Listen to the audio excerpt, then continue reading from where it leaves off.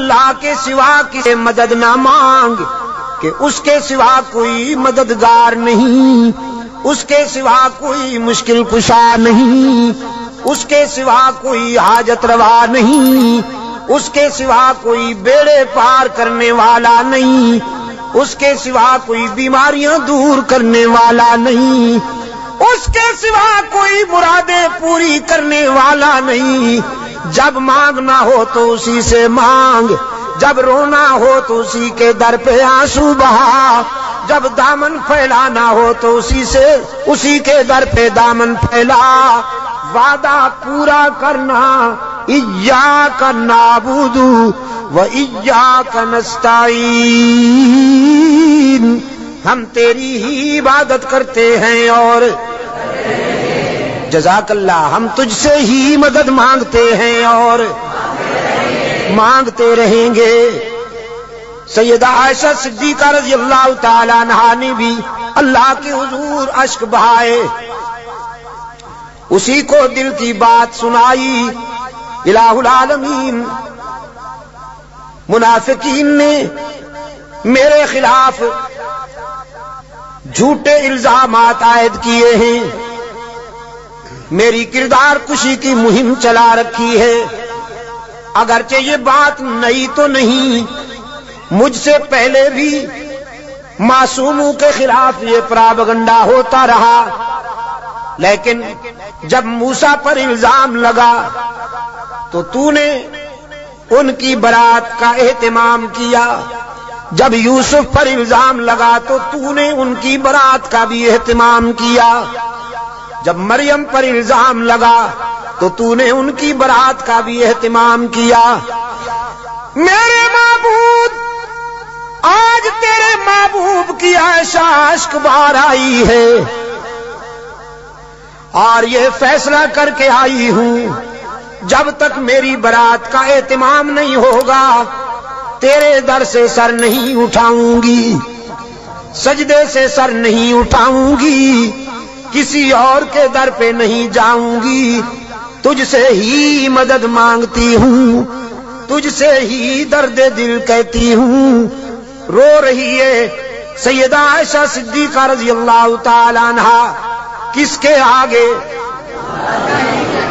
اسی کے آگے رویا کرو، اسی کے آگے اشک بہایا کرو، اسی کے حضور دامن پھیلایا کرو، ساری امیدیں اسی سے وابستہ کیا کرو کہ اس کے سوا دامن بھرنے والا کوئی نہیں، دامن خالی کرنے والے بہت، بھرنے والا کون؟ دامن خالی کرنے والے بہت۔ بیٹھے ہوئے ہیں فنکار، جھنڈیاں لہرا رہی ہیں، زلفیں جا رہی ہیں، چادریں اوڑھی ہوئی، قبریں سجائی ہوئی، جھنڈیاں لہرائی ہوئی، چادر اوڑھے ہوئے بیٹھے ہیں، جیسے آسمان سے اتری ہوئی چیز ہو گئی۔ اور سادہ لو انسانوں سے کہتے ہیں کچھ لے کے آؤ گے تو کچھ لے کے جاؤ گے، خالی ہاتھ آؤ گے تو خالی ہاتھ جاؤ گے، لیکن اس کے در رحمت سے صدا آتی ہے کچھ نہ لے کے آؤ، سب کچھ لے کے جاؤ، خالی ہاتھ آؤ، دامن بھر کے جاؤ۔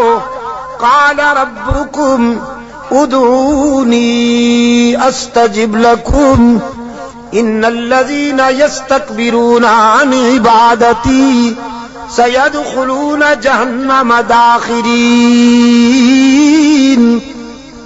دنیا والوں سے مانگا جائے تو ناراض ہوتے ہیں، نہ مانگا جائے تو خوش ہوتے ہیں، لیکن یہ داتا وہ ہے کہ یہ مانگنے والوں سے خوش ہوتا ہے، نہ مانگنے والوں سے ناراض ہوتا ہے۔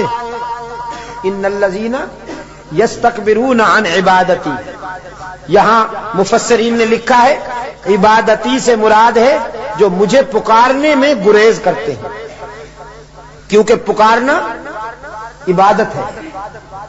پکارنا پیرا مدد کر، شرک کی تس کی تس شرک کی تس، کیونکہ پکار عبادت ہے، پکار قال ربکم ادعونی استجب لکم، تمہارا رب کہتا ہے مجھے پکارا کرو میں تمہاری دعاؤں کو قبول کرنے والا ہوں، ادعونی استجب لکم، مجھے پکارا کرو میں تمہاری دعاؤں کو قبول کرنے والا ہوں، ادعونی ان الذین یستکبرون عن عبادتی، یقیناً وہ لوگ جو مجھے پکارنے میں گریز کرتے ہیں،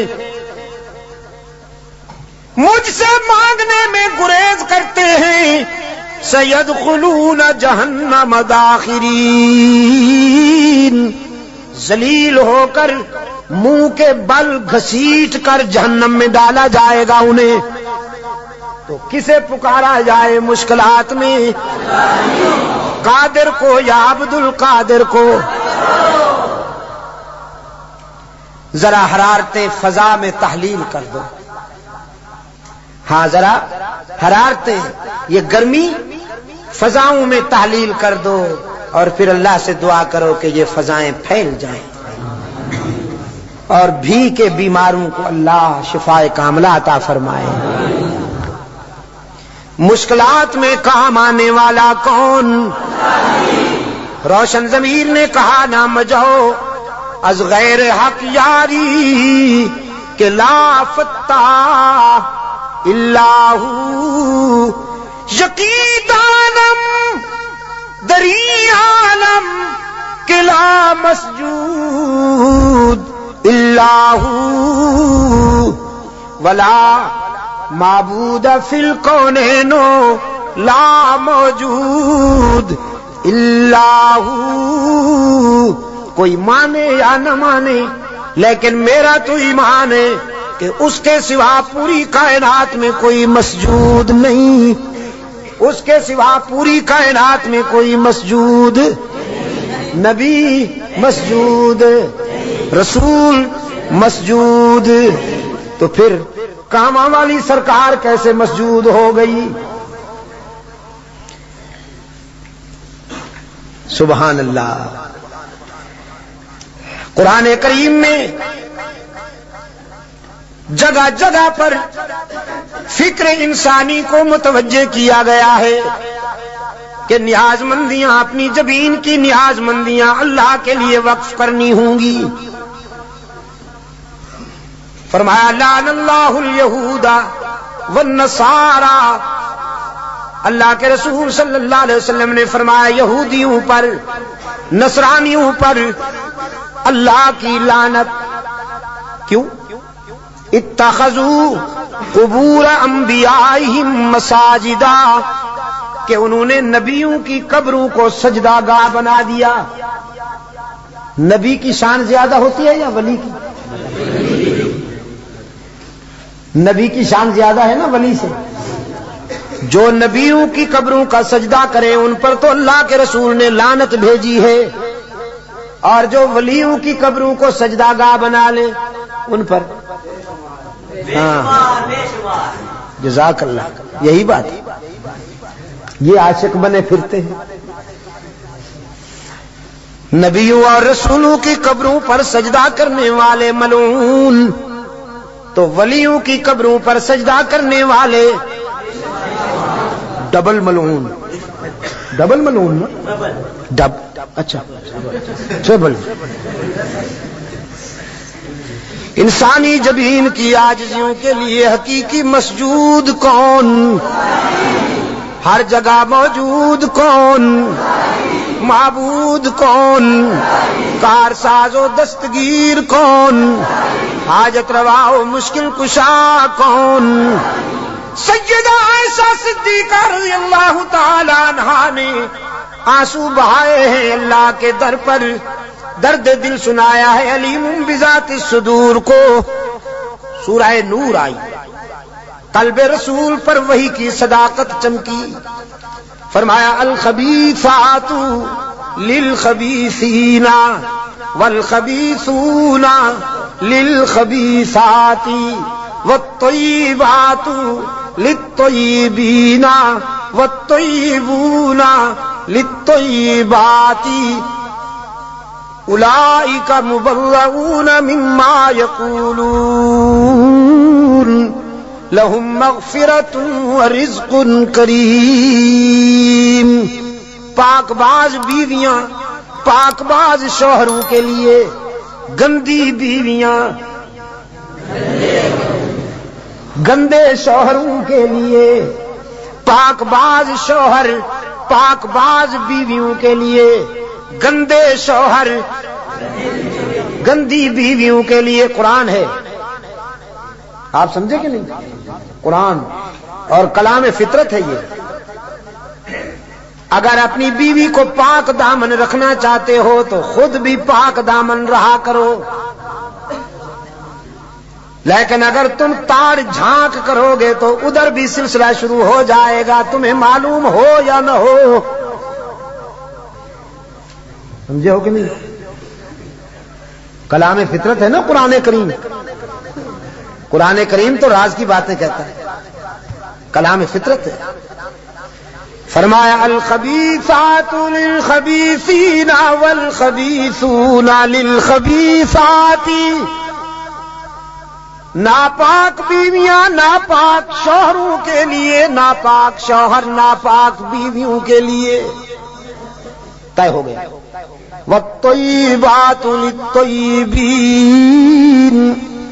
پاک باز بیویاں پاک باز شوہروں کے لیے، والطیبون للطیبات، اور پاک باز شوہر پاک باز بیویوں کے لیے.